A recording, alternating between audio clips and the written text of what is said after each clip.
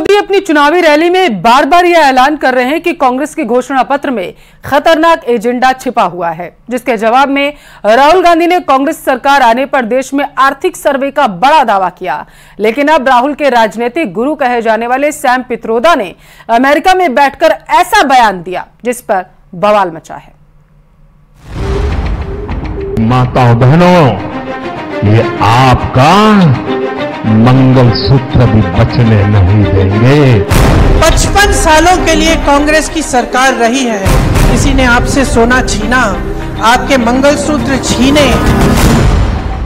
There is an inheritance tax. Manifesto बनाने में जिनकी अहम भूमिका है वो सैम पित्रोदा का बयान। मैनिफेस्टो आपको अच्छा लगा? आपने देखा होगा कि प्रधानमंत्री पैनिक कर गए। शाही परिवार के शाहजादे के सलाहकार उन्होंने कुछ समय पहले कहा था कि हमारा देश का जो मिडिल क्लास है, मध्यम वर्गीय लोग हैं, जो मेहनत करके कमाते हैं, उन्होंने कहा उन पर ज्यादा टैक्स लगना चाहिए। 24 के चुनावी चिराग से निकला विरासत टैक्स ताजा तरीन तूफानी और दो धारी मुद्दा, जिस पर जोरदार सियासी घमासान छिड़ा है। बीजेपी हमलावर हो गई है, कांग्रेस ने भी पलटवार जारी रखा है,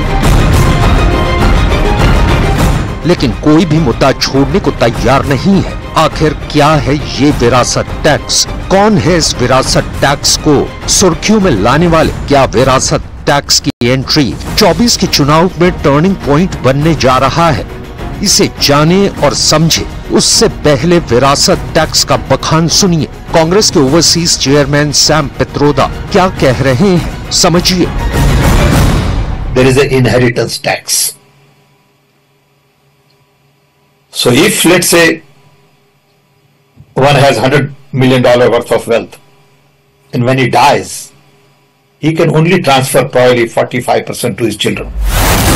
विरासत टैक्स की वकालत बीजेपी के लिए बिन मांगी मुराद बन गई, क्योंकि प्रधानमंत्री नरेंद्र मोदी कांग्रेस घोषणा पत्र पर पिछले कई दिनों से निशाना साध रहे थे। राजस्थान के बांसवाड़ा रैली से ही पीएम मोदी ने कांग्रेस के इरादे पर सवाल दागने शुरू कर दिए थे, और जैसे ही पित्रोदा ने विरासत टैक्स पर बयान दिया, मोदी ने मोर्चा संभाल लिया।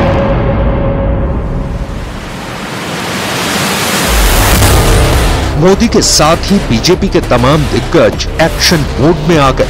कांग्रेस का कहना है कि वो इनहेरिटेंस टैक्स लगाएगी, माता पिता से मिलने वाली विरासत पर भी टैक्स लगाएगी। यानी कांग्रेस का मंत्र है कांग्रेस की लूट। कांग्रेस का मंत्र है कांग्रेस की लूट, जिंदगी के साथ भी और जिंदगी के बाद भी।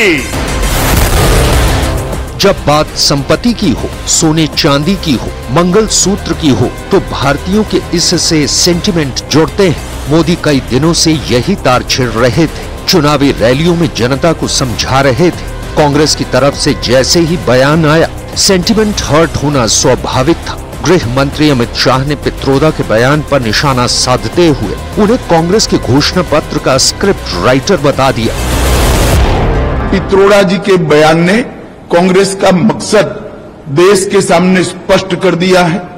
वो देश के जनता की निजी संपत्ति का सर्वे कर निजी संपत्ति को सरकारी खजाने में डालकर, जो उन्होंने यूपीए के शासन में तय की थी प्रायोरिटी कि देश के संसाधन पर सबसे पहला अधिकार माइनॉरिटी और उसमें भी मुस्लिम लोगों का है, उस प्रकार से इसका बंटवारा करना चाहती है।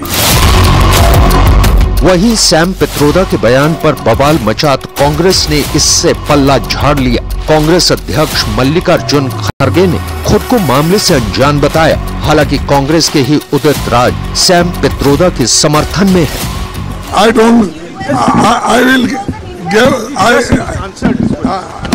लाखों करोड़ या हजारों सैकड़ों करोड़ जिनके पास संपत्ति है, वो संपत्ति से टैक्स लेकर के 80 करोड़ जो गरीबों को 5 किलो मुफ्त राशन पर मोदी जी जिंदा कर रहे हैं, इनका भी भला हो जाए।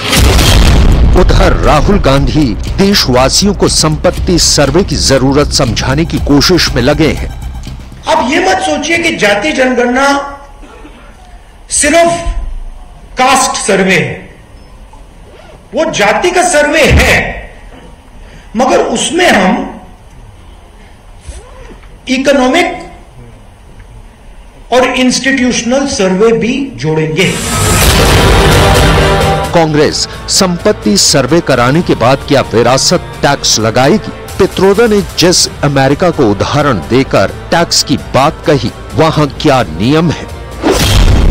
अमेरिका में अगर किसी के पास 10 करोड़ डॉलर की संपत्ति है और उसका निधन हो जाता है तो उसके बच्चों को केवल उस प्रॉपर्टी का 45% हिस्सा ही मिलता है। बाकी 55% प्रॉपर्टी सरकार के पास चली जाती है। इसे ही अमेरिका में विरासत कर या फिर इनहेरिटेंस टैक्स कहा जाता है। ये टैक्स संपत्ति पाने वाले व्यक्ति को देना होता है। taxfederation.org रिसर्च के एक सर्वे में बताया गया, कई देश अलग अलग प्रतिशत में टैक्स वसूली करते हैं। जापान में ये 55% है, तो इटली में सबसे कम 4%।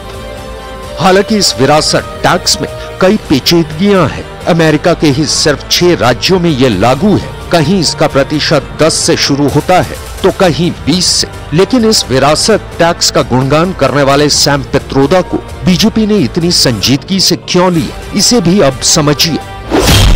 सैम पित्रोदा का पूरा नाम सत्यनारायण गंगाराम पित्रोदा है। सैम पित्रोदा का जन्म 4 मई 1942 को ओडिशा के तितलागढ़ में हुआ था। 80 के दशक में भारत की दूरसंचार और प्रौद्योगिकी क्रांति की नींव रखने का श्रेय पित्रोदा को दिया जाता है। कांग्रेस सरकार के बुलावे पर साल 1984 में वो भारत आए और दूरसंचार नीति को नई दिशा दी। पूर्व प्रधानमंत्री राजीव गांधी के करीबी सैम पित्रोदा भारत के दूरसंचार आयोग के संस्थापक अध्यक्ष रहे हैं। साल 2017 में राहुल गांधी के कांग्रेस अध्यक्ष बनने के बाद सैम पित्रोदा को इंडियन ओवरसीज कांग्रेस का अध्यक्ष बनाया गया।